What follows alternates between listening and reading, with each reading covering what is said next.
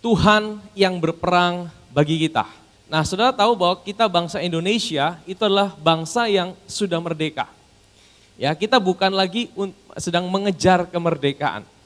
Tahun 45, 17 Agustus, bangsa Indonesia mendeklarasikan kemerdekaannya. Artinya bahwa bangsa kita ini sudah bukan lagi mengejar kemerdekaan. Tapi hari ini kita bangsa Indonesia itu sedang mengisi kemerdekaan yang ada. Ya, kita memanifestasikan kemerdekaan itu di setiap bidang kehidupan yang ada di bangsa ini. Nah, sama halnya juga di dalam kehidupan kita sebagai manusia, kita dulu juga adalah orang berdosa. Kita juga adalah ya orang-orang yang ada dalam kegelapan. Tapi ketika kita datang pada Tuhan, kita percaya kepada Yesus, firman Tuhan berkata bahwa kita sudah dimerdekakan. Amin. Dimerdekakan dari apa? Kita dipindahkan dari manusia lama kita masuk ke dalam identitas yang baru, yaitu ciptaan yang baru. Kita dimerdekakan itu bukan berarti kita tidak bisa lagi gagal, kita tidak bisa lagi jatuh. Tapi yang pertama adalah kita diberikan satu identitas yang baru. Ya, kita bukan lagi manusia lama di dalam Adam, tapi kita adalah manusia baru dalam Kristus. Nah, makanya kalau saudara mengerti pengajaran tentang roh, jiwa, dan tubuh, saudara kan bisa tahu ini saudara. Ya, roh saudara itu sudah lahir baru, itu udah bukan lagi di dalam Adam. Roh saudara itu identitas yang baru saudara. Di dalam roh saudara itu saudara sudah menerima segala sesuatu. Apa yang Yesus bayar di atas kayu salib itu bukan akan saudara terima, tapi itu sudah jadi milik saudara. Amin saudara. Amin. Kita bukan berjalan dari garis start untuk meraih kemenangan yang ada di depan. Tapi sebagai orang percaya, saudara harus percaya dan mengerti bahwa saudara dan saya ini sedang menjalani dari garis akhir. Dari apa yang Yesus sudah selesaikan buat hidup saudara. Amin saudara. Kita menjalani sesuatu yang sebenarnya udah selesai. Tetapi perjalanan kita sebagai manusia, orang percaya adalah memanifestasikan apa yang Yesus sudah bayar buat kita. Apa saja? Kesembuhan, keselamatan itu pasti. Tapi nanti kita masih menantikan tubuh kita diberikan tubuh yang baru. Ya, itu jaminannya. Dia udah berikan apa lagi? Kesembuhan, itu bukan lagi akan. Ya, dia udah berikan itu buat kita. Masa depan, janji-janjinya, pertolongannya, dia udah berikan buat kita. Dia bukan akan berikan saudara. Kita harus mengerti ini, kita harus percaya ini. Waktu kita dalam Kristus segala sesuatu Yesus sudah selesaikan buat hidup saudara dan saya. Dan itu sudah diberikan buat saudara di dalam manusia roh kita. Jadi perjalanan kita hari ini ya bukan lagi untuk meraih kemenangan. Tapi memanifestasikan kemenangan itu. Amin saudara. Kita akan lihat dari kisah ini saudara. Ketika orang Filistin itu menunjukkan pandangnya ke arah Daud serta melihat dia, dihinanya Daud itu karena ia masih muda, kemerah-merahan dan elok parasnya. Orang Filistin itu berkata kepada Daud, anjingkah aku, maka engkau mendatangi aku dengan tongkat. Lalu demi para allahnya, orang Filistin itu mengutuki Daud. Pula orang Filistin itu berkata kepada Daud, hadapilah aku, maka aku akan memberikan dagingmu kepada burung-burung di udara dan kepada binatang-binatang di padang. Tetapi Daud berkata kepada orang Filistin itu, engkau mendatangi aku dengan pedang, dengan tombak, dan dengan lembing. Tapi aku mendatangi engkau dengan nama Tuhan semesta alam, Allah segala barisan Israel yang kau tantang itu. Hari ini juga Yahweh atau Tuhan akan menyerahkan engkau ke dalam tanganku. Dan aku akan mengalahkan engkau dan memenggal kepalamu dari tubuhmu. Hari ini juga aku akan memberikan mayatmu dan mayat tentara orang Filistin kepada burung-burung di udara dan kepada binatang-binatang liar. Supaya seluruh bumi tahu bahwa Israel punya Elohim. Dan supaya segenap jemaah ini tahu bahwa Yahweh menyelamatkan bukan dengan pedang, bukan dengan lembing, sebab di tangan Tuhanlah pertempuran dan ia pun menyerahkan kamu ke dalam tangan kami. Nah, kita tahu cerita ini. Nah, saudara perhatikan ini ya. Di ayat 47, ini adalah satu deklarasi daripada Daud. Apa yang dia deklarasikan? bahwa Tuhan menyelamatkan bukan dengan pedang dan dengan lembing. Sebab apa? Di tangan Tuhanlah pertempuran dan Ia pun menyerahkan kamu ke dalam tangan kami. Katakan bersama saya, sebab di tangan Tuhanlah pertempuran. Jadi Daud itu menyadari bahwa yang mengalahkan Goliat itu bukan dirinya. Sekalipun dirinya yang maju berperang. Sekalipun dirinya yang menghadapi Goliat, tapi dia tahu yang mengalahkan Goliat itu bukanlah dirinya. Saudara bayangkan, Daud itu gembala. Dia kalahkan Goliat pakai apa? Pakai ketapel. Mana bisa batu kecil kalahkan raksasa? Masuk akal di mana, saudara? Ya kan? Waktu dia putar itu ketapel, saudara tahu? Kekuatan manusia mana bisa buat itu batu sampai masuk ke tengkoraknya Goliat raksasa itu. Manusia raksasa. Saya percaya waktu dia putar, itu sebenarnya bukan kekuatan dia, tapi kekuatan Tuhan yang Tuhan ambil itu batu dan Tuhan yang tanam itu batu di kepala Goliat. Kalau Tuhan yang tanam, saudara, tidak ada yang terlalu susah, saudara. Amin. Daud tahu bukan dengan kekuatannya dia bisa kalahkan Goliat. Tapi hari ini saya mau ajak kita belajar rahasia bagaimana kita bisa menghadapi peperangan. Hari ini saudara, waktu engkau, apakah masih ada peperangan sekalipun iblis sudah dikalahkan? Masih, setiap hari kita masih berperang. Tapi bukan berperang untuk meraih kemenangan. Tapi berperang untuk memanifestasikan kemenangan yang Tuhan sudah berikan buat hidup saudara. Ada banyak raksasa-raksasa hari ini bukan Goliat. Raksasa itu adalah situasi, keadaan yang dipakai oleh iblis untuk membuat engkau ragu bahwa Tuhan itu ada bersamamu. Bahwa dia sudah berikan engkau kemenangan. Kalau engkau sakit, dia bilang, nah itu kan kamu sakit kan, Tuhan tidak mau sembuhkan kamu. Itu adalah raksasa-raksasa yang dikirimkan untuk membuat engkau mulai meragukan Tuhan. Engkau mulai berjuang, aku mau disembuhkan, aku mau berusaha. Seolah Tuhan itu belum kasih. Tapi sebenarnya kalau engkau tahu, engkau bilang Tuhan terima kasih. Aku tahu bahwa engkau sudah sembuhkan aku. Hari ini aku tidak sedang berusaha untuk disembuhkan, tapi aku percaya bahwa Tuhan sudah sembuhkan aku. Aku memanifestasikan itu. Tapi seringkali dalam perjalanan kehidupan kita, tipuan-tipuan itu masuk sehingga kita mulai jadi lemah. Kita mulai meragukan Tuhan. Itu raksasa-raksasa yang ada di dalam kehidupan kita, saudara. Nah, bagaimana caranya, saudara, kita kalahkan itu raksasa-raksasa. Sehingga bukan kita yang berperang, tapi Tuhan yang berperang ganti kita. Amin. Ya. Nah, saudara, ayat kuncinya di ayat 45, saudara. Tetapi Daud berkata kepada orang Filistin itu, engkau mendatangi aku dengan apa? Pedang, tombak, dan lembing. Pedang, tombak, dan lembing itu sesuatu yang bisa kelihatan tidak? Saudara, kalau hari ini mungkin bukan pedang, tombak, dan lembing. Kalau serangan perang pakai apa? Rudal, drone, ya kan? Bom. Itu sesuatu yang kelihatan tidak, saudara? Sesuatu yang kelihatan, ya. Jadi Daud berkata, engkau mendatangi aku dengan sesuatu yang kelihatan. Tetapi aku mendatangi engkau dengan apa? Nama Tuhan atau nama Yahweh semesta alam. Saudara, Tuhan kelihatan tidak? Tuhan adalah roh. Saudara tidak bisa lihat Tuhan. Yang kelihatan sama yang kelihatan, mana yang lebih gampang dipercaya? Tuhan tidak bisa kita lihat. Tapi Tuhan itu lebih nyata dari apapun juga.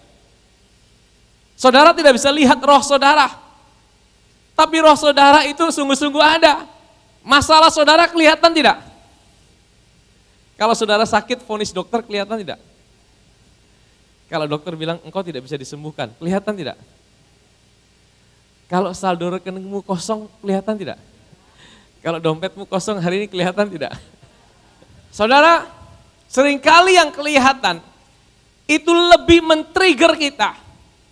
Lebih membuat kita percaya daripada sesuatu yang tidak kelihatan. Nah, Daud, dia tahu Goliat bawa tombak, bawa lembing, itu kelihatan, dia bisa lihat itu, saudara.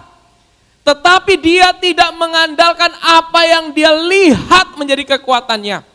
Dia berkata, aku mendatangi engkau dengan nama Tuhan, nama Yahweh semesta alam. Artinya dia tahu yang tidak kelihatan itu punya satu kuasa yang lebih besar daripada yang kelihatan. Amin saudara. Yang tidak kelihatan, nah hari ini saya akan bawa kita belajar sama-sama. Bagaimana kita bisa melihat yang tidak kelihatan itu lebih nyata. Supaya apa? Supaya kita sama-sama bisa mengalami bahwa dalam peperangan kita untuk memanifestasikan semua janji Tuhan. Itu pun bukan dengan kekuatan kita, tapi Tuhan yang akan berperang ganti saudara dan saya. Mari kita buka 2 Korintus pasal yang keempat. Sebab penderitaan ringan yang sekarang ini mengerjakan bagi kami kemuliaan kekal yang melebihi segala-galanya. Jauh lebih besar daripada penderitaan kami. Yang Paulus maksudkan apa saudara? Dulu saya pikir bahwa waktu baca ayat ini, wah kalau hari ini kita menderita, pasti nanti kalau kita mati, kita akan dapat kemuliaan kekal.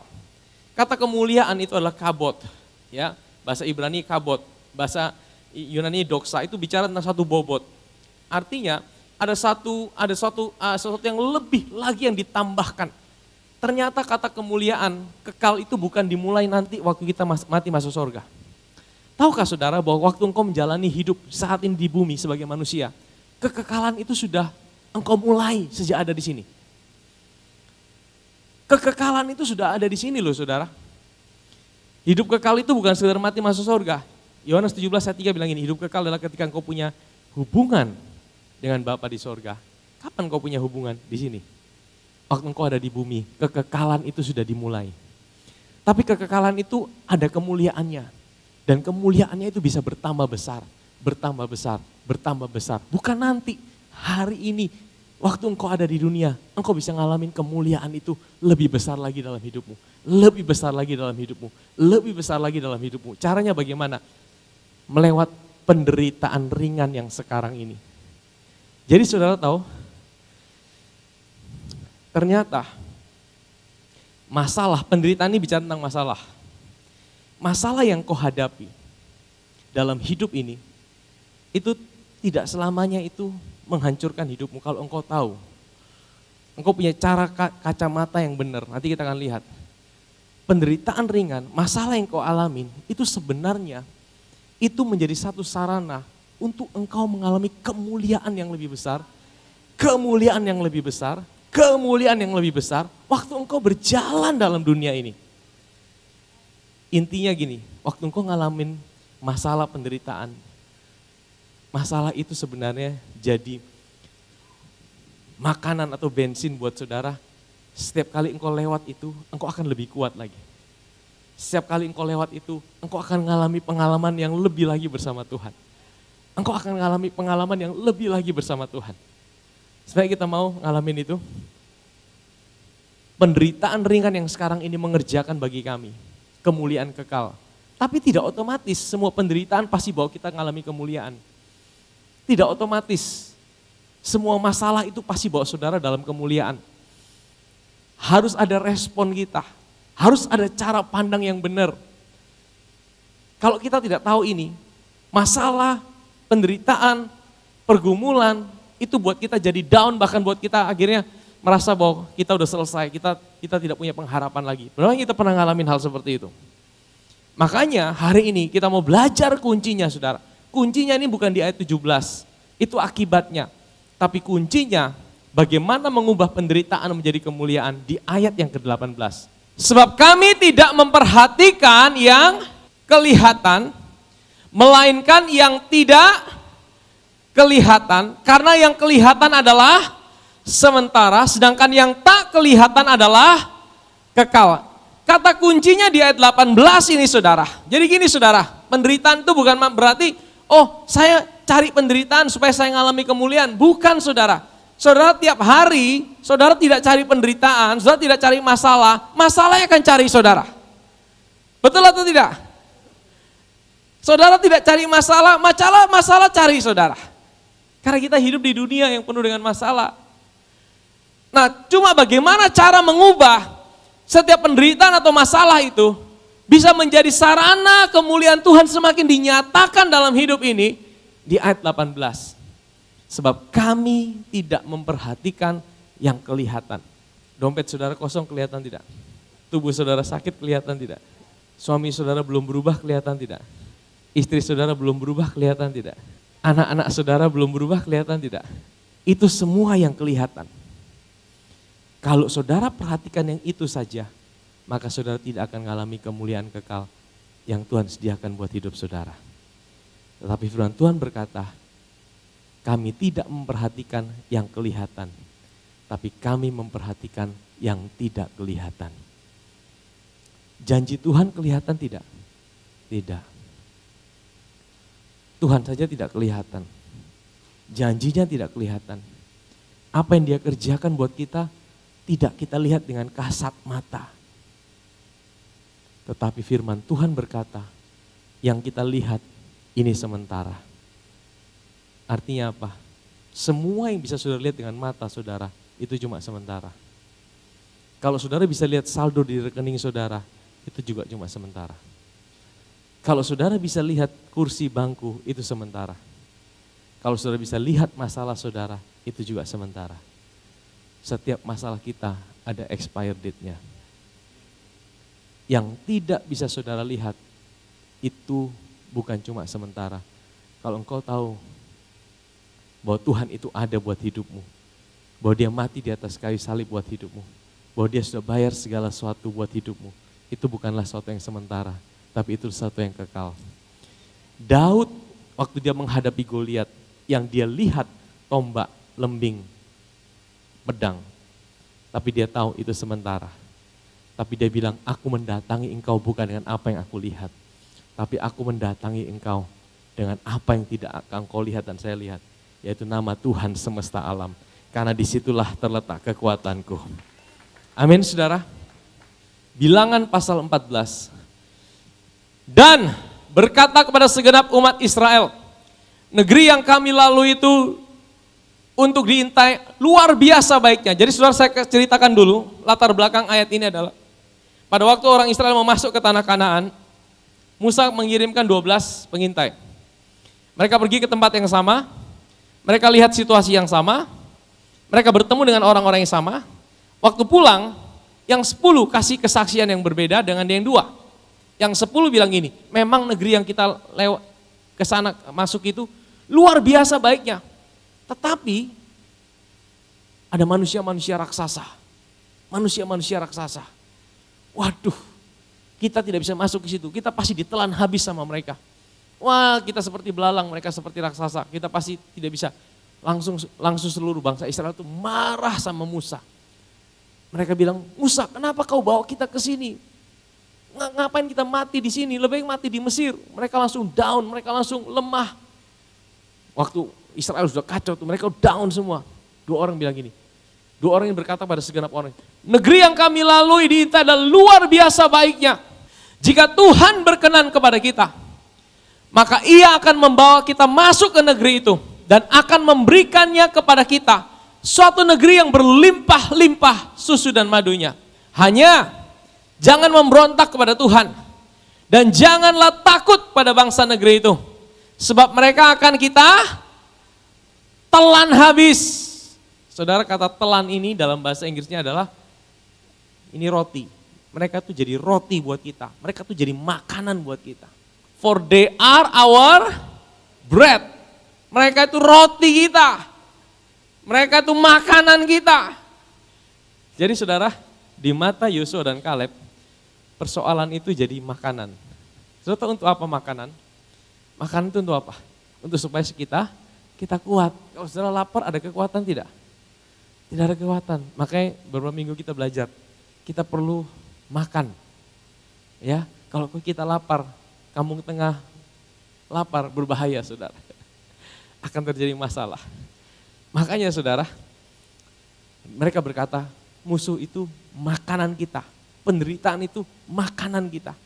Dengan kata lain saudara, kalau saudara bisa lihat dengan cara kacamata yang benar, setiap penderitaan yang kau alamin, itu jadi sebuah kekuatan. Amin. Itu jadi sebuah makanan. Jadi kalau setiap kali engkau makan itu, engkau akan lebih kuat lagi. Setiap kali engkau makan itu, engkau akan lebih kuat lagi. Setiap kali engkau makan itu, engkau akan lebih kuat lagi. Amin. Sehingga apa? Kita punya sebuah kacamata yang benar. Bagaimana kita menjalani setiap penderitaan, setiap tantangan, setiap masalah. Kalau kita melihat Tuhan, ini kesempatan aku makan ini. Waktu aku makan, ada kekuatan yang baru. Makanya dikatakan bahwa penderitaan ringan itu akan mengerjakan kemuliaan yang lebih besar. Betul? Karena apa? Waktu kita makan ada kemuliaan. Setiap kali kita keluar dari persoalan itu, ada sebuah kekuatan yang lebih lagi. Kekuatan yang ekstra lagi. Amin, saudara. Amin. Nah, saya mau kasih tahu sebuah rahasia. Kata bread itu dalam bahasa Ibrani, roti itu dalam bahasa Ibrani adalah lehem. Katakan lehem. Lehem itu roti. Makanya ada kota namanya apa? Bethlehem. Bet itu rumah. Bethany. Ya. Apalagi Bethsaida. Semua bet itu rumah. Bethesda. Rumah kemurahan. Yesus lahir di rumah roti sebagai roti yang hidup. Lehem itu artinya apa? Roti. Ya, makanan. Tetapi saudara, kata lehem ini akar kata yang sama dengan laham. Apa bedanya lehem dengan laham? Tulisannya sama persis saudara, akar katanya sama persis 3 huruf ini. Saudara tahu apa artinya laham? Laham itu artinya berperang atau bertempur. Jadi apa hubungannya berperang dengan roti? Nah ini saudara rahasianya. Tuhan mau bilang, setiap peperangan, setiap masalah yang kau hadapi, itu akan jadi makanan buat hidupmu. Itu akan jadi makanan. Tapi bukan cuma sampai situ saja. Bagaimana engkau cara menghadapi peperangan itu, juga dengan cara apa? Engkau harus makan. Saya bisa mengerti?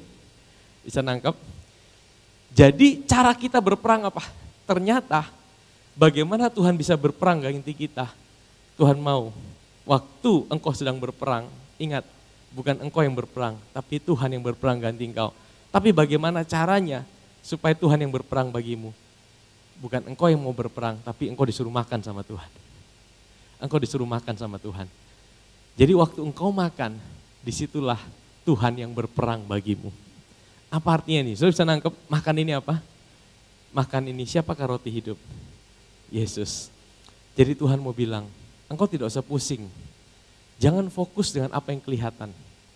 Masalahmu, persoalanmu, ya itu nyata. Itu real. Tetapi engkau jangan hadap itu dengan kekuatanmu sendiri. Tapi engkau harus lihat sesuatu yang tidak kelihatan. Roti hidup itu engkau tidak bisa lihat saudara. Tapi engkau bisa makan itu. Waktu engkau datang ke gereja, engkau sedang makan roti hidup itu. Engkau sedang makan dia. Dan waktu engkau sedang makan, di situ Tuhan akan berperang ganti saudara. Waktu engkau makan, Tuhan akan berperang ganti saudara. Waktu engkau makan, Tuhan akan berperang ganti saudara. Amin saudara. Waktu engkau tidak fokus dengan masalahmu, waktu engkau tidak fokus dengan persoalanmu, tapi waktu engkau makan ini apa? Makan apa? Makan firman. Waktu engkau dengar firman, engkau ketemu Kristus, engkau fokus dengan firman, ada sebuah kekuatan. Ada sebuah kekuatan, dan pada waktu engkau ada kekuatan, saudara, Tuhan yang berperang ganti saudara. Amin. Secara supranatural, mungkin kau lihat itu suatu hal yang bodoh. Bagaimana mungkin masalahku belum selesai, aku bisa makan dengan enak. Menurut saudara kira-kira kalau masalah saudara belum selesai, bisa makan enak tidak? Bisa makan enak tidak? Kalau saudara lagi banyak persoalan, makannya jadi nikmat atau makan jadi stres? Ada orang kalau lagi masalah banyak, makannya jadi tambah banyak saudara. Ada di tempat ini? Sebenarnya itu bukan makan dengan nikmat, makan karena stres saudara. Sejujurnya tidak bisa nikmati, betul? Tapi cara Tuhan itu berbeda. Mari kita buka Mazmur 23 ayat yang kelima. Engkau menyediakan hidangan, katakan hidangan. Hidangan itu untuk apa? Untuk dimakan. Engkau menyediakan hidangan bagiku di mana? Di hadapan lawanku. Engkau mengurapi kepalaku dengan minyak, pialaku penuh melimpah. Ini kan aneh. Maksudnya aneh tidak? Tuhan menyediakan hidangan bagi kita di hadapan lawan kita. Ingat, lawan kita bukan sesama kita, lawan kita bukan suami istri kita, bukan yang lain, bukan manusia. Lawan kita itu roh-roh jahat, iblis.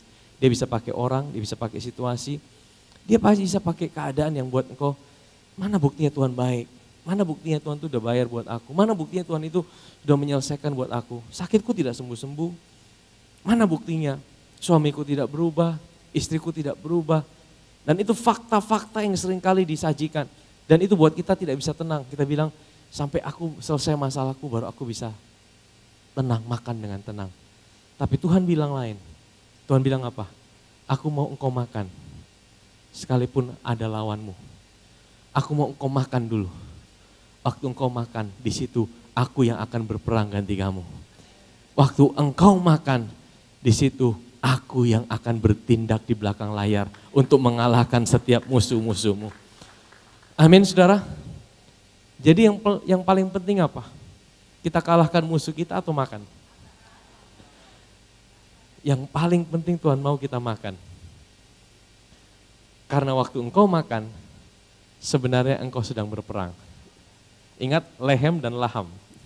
Kalau saudara pulang tidak ingat semuanya, ingat lehem dan laham. Waktu engkau makan, engkau sedang berperang. Waktu engkau makan, engkau sedang berperang. Bagaimana cara memenangkan peperangan kita? Dengan cara apa? Makan. Di dalam jiwa saudara, Tuhan mau. Bagaimana caranya memenangkan pertempuran itu? Dengan cara engkau makan. Waktu engkau makan, engkau menikmati Kristus, sekalipun apa yang kau lihat lawanmu. Lawan itu dalam bentuk penyakit mungkin, masalah, tantangan dalam rumah tangga, pekerjaan. Itu kau lihat nyata, tapi Tuhan bilang makan. Waktu engkau makan, engkau temukan janji Tuhan. Bahwa Tuhan sudah selesaikan itu buat hidupmu. Bahwa Tuhan ada buat hidupmu. Dia tidak pernah tinggalkan kau. Makan terus, makan terus, makan terus. Sampai engkau bisa rasakan damai sejahteranya Dia. Amin, saudara. Ibrani pasal yang keempat, ayat 1-3. Sebab itu baiklah kita waspada, supaya jangan ada seorang di antara kamu yang dianggap ketinggalan. Sekalipun janji akan masuk ke dalam perhentiannya atau peristirahatannya masih berlaku. Karena kepada kita diberitakan juga kabar kesukaan sama seperti kepada mereka. Saudara, ini cerita tentang apa? Kalau saudara lihat di pasal ketiga, Paulus cerita bahwa orang Israel itu, mereka tidak bisa masuk ke dalam tanah perjanjian, hanya 2 orang saja. Yang lain semua mati di padang gurun. Kenapa? Karena waktu mereka terima janji Tuhan, ya, waktu mereka terima janji Tuhan bahwa Tuhan sudah berikan tanah itu buat mereka, mereka tidak percaya. Mereka lebih percaya apa? Mereka lebih percaya apa yang mereka lihat, apa yang mereka dengar. Secara fakta, 10 orang sampaikan, itu raksasa-raksasa, itu yang mereka lihat, itu yang mereka dengar. Sehingga waktu mereka percaya apa yang mereka lihat, apa yang mereka dengar, mereka meragukan janji Tuhan yang tidak kelihatan, saudara. Jadi waktu mereka meragukan janji Tuhan yang tidak mereka lihat, akhirnya mereka tidak bisa masuk ke dalam tanah perjanjian. Firman pemberitaan itu tidak berguna bagi mereka karena apa? Karena tidak bertumbuh bersama-sama oleh iman dengan mereka yang, jadi pentingnya, makanya beberapa minggu ini kita belajar, kalau engkau duduk di gereja, jangan cuma duduk, dengar, dan pulang. Tapi duduk, dengar, dengar dan mengerti. Sehingga apa? Iman itu boleh timbul. Dan iman yang timbul itulah yang buat engkau kenyang, saudara. Amin. Buat jiwa saudara kenyang, engkau boleh makan kenyang. Waktu engkau boleh makan kenyang, ada kekuatan. Cara Tuhan, ya, Tuhan bekerja, berperang bagimu. Dia bisa tiba-tiba kasih engkau hikmat. Waktu engkau dengar seperti ini, waktu engkau makan, tiba-tiba dia kasih hikmat. Lakukan ini. Kenapa tidak pernah terpikir ya? Aku mesti buat ini.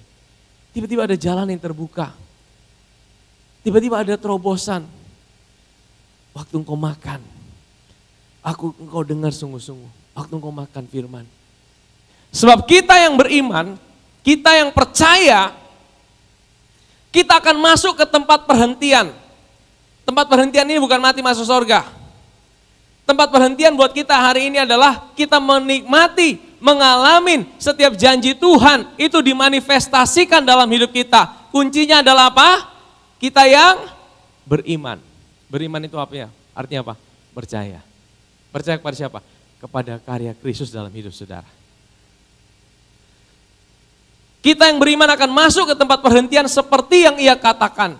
Sehingga aku bersumpah dalam murkaku. Mereka tak akan masuk dalam tempat perhentianku. Jadi Tuhan bilang kalau mereka mau berusaha dengan kekuatan mereka, kalau mereka mau percaya dengan apa yang mereka lihat dengan mata mereka, ya sudah, mereka tidak akan mengalami janjiku. Sekalipun pekerjaannya sudah selesai sejak dunia, waduh ini luar biasa saudara. Pekerjaannya sudah selesai sejak dunia dijadikan, ini pekerjaan apa? Karya salib, penebusan untuk setiap area kehidupan saudara. Jadi untuk semua jawaban dalam hidup kita sebenarnya Tuhan bilang apa? Sebelum dunia dijadikan, aku sudah selesaikan semuanya. Amin saudara. Jadi hidup kita ini bukan hidup siaran langsung. Saudara tahu bedanya siaran langsung dan siaran tunda? Kalau saudara nonton, siapa suka sepak bola tempat ini? Kalau lagi Piala Dunia, wah berdebar-debar tidak? Misalnya kecolongan dulu, gol 1-0, waduh jagoan saudara kalah. Babak kedua belum balas, waduh saudara berdebar-debar tidak saudara? Kenapa saudara berdebar-debar? Karena saudara tidak tahu hasil akhirnya. Begitu hasil akhir jagoan saudara menang 2-1, wah saudara bersorak-sorai. Tapi begitu saudara nonton lagi siaran tunda, karena saudara sudah tahu hasil akhirnya, kira-kira berdebar-debar tidak? Sekalipun kasih kalah 1-0 sudah aman-aman. Karena hasil akhirnya 2-1, saya tahu. Demikian pula hidup kita. Waktu kita jalani hidup kita, itu seperti siaran langsung. Tapi di mata Tuhan, bukan siaran langsung. Karena semuanya itu sudah diselesaikan buat saudara dan saya. Kalau kita bisa lihat hidup kita seperti cara Tuhan lihat hidup kita, sebenarnya kita akan lebih tenang. Karena kita tahu apa yang Tuhan sudah bayar buat hidup kita. Tapi kalau kita jalani hidup kita dengan kacamata kita sendiri, berdasarkan apa yang kita lihat, apa yang kita dengar, apa yang kita rasakan, maka kita akan merasa hidup kita seperti siaran langsung. Dan kita belum tahu hasil akhirnya. Tapi kalau kita tahu bahwa hidup kita bukan siaran langsung, hidup kita ini cuma siaran tunda. Karena apa? Semuanya Tuhan sudah selesaikan buat kita. Bagaimana caranya? Kita harus lihat dengan kacamata Tuhan. Waktu kita makan Dia, kita makan firman-Nya, kita tahu apa yang Dia sudah selesaikan buat kita. Waktu engkau lihat kondisimu, sakitmu belum sembuh, iblis akan bilang, itu Tuhan tidak sembuhkan kau, Tuhan tinggalkan kau. Tapi engkau percaya janji Tuhan bilang, oleh bilur-bilurku, aku sudah disembuhkan Tuhan. Mana yang mau engkau percaya? Apa yang kau lihat atau apa janji Tuhan? Karena itu baiklah kita berusaha untuk masuk ke dalam perhentian itu, supaya jangan seorang pun jatuh karena apa? Mengikuti contoh ketidaktaatan itu. Ya, kita berusaha masuk dengan cara apa? Kita mempercayai, kita menikmati, kita makan Dia, kita renungkan Dia. Keluaran pasal 14. Tetapi berkatalah Musa kepada bangsa itu, janganlah takut, berdirilah tetap dan lihatlah keselamatan dari Tuhan, dari Yahweh yang akan diberikannya hari ini kepadamu. Sebab orang Mesir yang kamu lihat hari ini tidak kamu lihat lagi untuk selama-lamanya. Tuhan akan berperang untuk kamu dan kamu akan, ini kejadiannya waktu Israel keluar dari Mesir, mereka dikejar oleh orang Mesir, di depan ada Laut Merah, di belakang tentara Mesir. Mereka udah tidak ada jalan keluar. Satu-satunya jalan mungkin mereka harus perang melawan orang Mesir, tapi mereka pasti kalah karena mereka tidak punya senjata, mereka bukan bangsa perang, mereka adalah bangsa budak, tidak tahu perang. Mereka marah sama Musa, Musa kenapa kamu bawa kita ke sini, kita mati nih di padang gurun. Mereka ngomel lagi sama Musa. Musa datang sama Tuhan, Tuhan bilang apa? Musa ulurkan tanganmu. Ayat 13, tapi berkatalah Musa pada bangsa itu, jangan takut, berdirilah tetap. Dan apa? Lihatlah keselamatan dari, saya perhatikan ya, kata keselamatan ini di dalam bahasa aslinya Yeshua. Yeshua itu siapa? Yesus. Ini Yesus ada di perjanjian lama. Jadi Sebenarnya Yesus disuruh pandang Yesus. Kamu berdiri aja, diam, jangan takut, pandang Yesus. Waktu engkau pandang Yesus itu maksudnya apa? Yaitu makan. Makan dia, makan firman-Nya. Maka apa saudara? Waktu engkau pandang Yesus, waktu engkau makan dia, ayat 14 itu terjadi saudara. Tuhan akan berperang untuk kamu dan kamu akan diam saja. Kata diam saja ini dalam bahasa Inggrisnya bilang gini, kamu akan ada dalam damai sejahtera. Yang membedakan kalau engkau berusaha dengan kekuatanmu dengan engkau tahu Tuhan yang bekerja untuk kamu apa? Kalau engkau berusaha dengan kekuatanmu sendiri, engkau pasti stres. Kalau engkau berusaha kalahkan raksasamu dengan kekuatanmu, masalahmu dengan kekuatanmu, engkau pasti stres. Tapi kalau engkau tahu Tuhan yang bekerja untukmu, Dia yang mengalahkan setiap persoalan, ada damai sejahtera. Amin saudara. Sesudah sarapan, Yesus berkata kepada Simon Petrus, Simon, anak Yohanes, apakah engkau mengasihi aku lebih daripada mereka ini? Jawab Petrus kepadanya, benar Tuhan, engkau tahu bahwa aku mengasihi engkau. Kata Yesus kepadanya apa?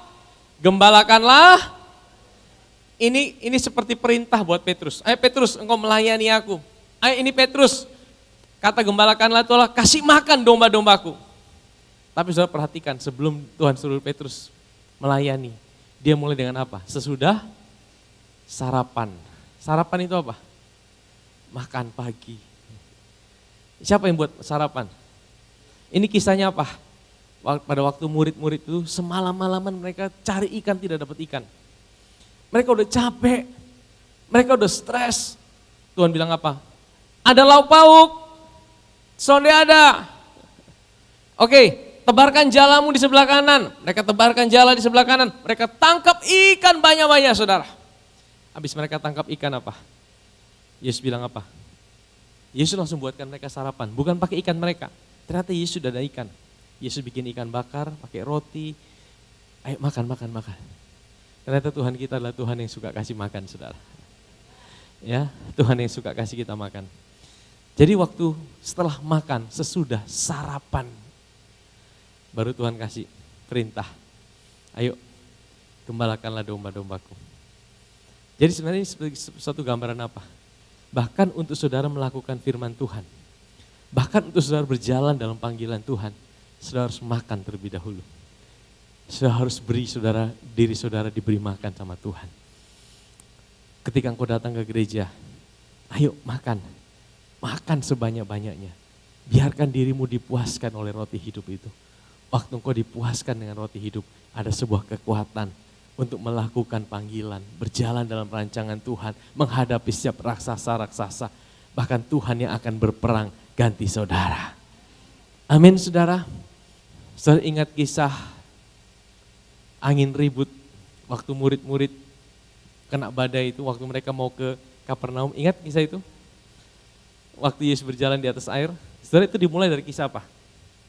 Sebelum kisah angin ribut tuh makan 5.000 orang. Untuk saudara kuat menghadapi badai, saudara perlu apa? Perlu makan saudara. Makanya saudara, fokus kita bukan kalahkan musuh kita. Fokus kita adalah makan. Fokus kita adalah makan. Makan apa? Makan Kristus. Makan firman-Nya. Waktu engkau makan Dia, engkau tidak memperhatikan yang kelihatan, tapi engkau sedang memperhatikan yang tidak kelihatan. Karena apa? Yang kelihatan itu sementara, yang tidak kelihatan adalah kekal. Amin saudara.